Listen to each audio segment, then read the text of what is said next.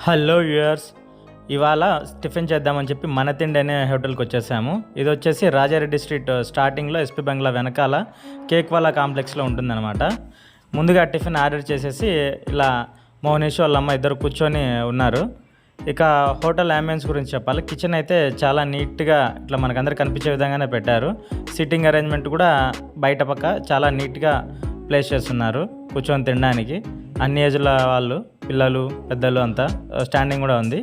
ముందుగా మేము ఒక సాంబార్ ఇడ్లీ ఆర్డర్ చేసాము. ఇలా ఒక పెద్ద సైజు కాఫీ కప్ లాంటి దాంట్లో 2 ఇడ్లీలు, సాంబారు, చట్నీ ఇచ్చారనమాట.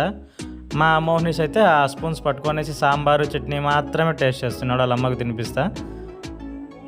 అట్లా సాంబారు చట్నీ టేస్ట్ చేసుకుంటా మీద కూడా పోసుకున్నాడు అనుకోండి మధ్యలో.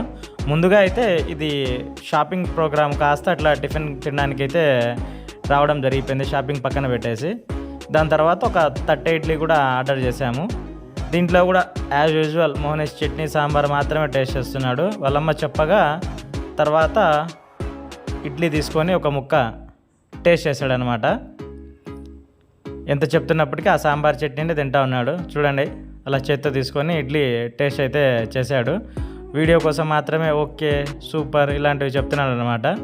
అది అయిపోగానే ఒక మసాలా దోశ కూడా ఆర్డర్ ఇచ్చాము. మసాలా దోశ కూడా వచ్చింది.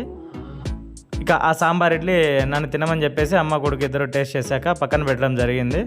ఇక తర్వాత మసాలా దోశ అది కొంచెం వేడిగా ఉండడంతో వాళ్ళమ్మ తీసిస్తే మోహనీష్ టేస్ట్ చేయడానికి రెడీ అయిపోయాడనమాట. అలా సాంబారు డిప్ చేసేసుకొని తిన్నాడు. యాజ్ యూజువల్ మనవాడు వీడియో కోసం అయితే దాన్ని సూపర్ అని అయితే చెప్పడం జరుగుతుంది. ఇలా నిజంగా చెప్పాలంటే ఈ 3 టిఫిన్లలో 2 బాగున్నాయి, 30 ఇడ్లీ యావరేజ్.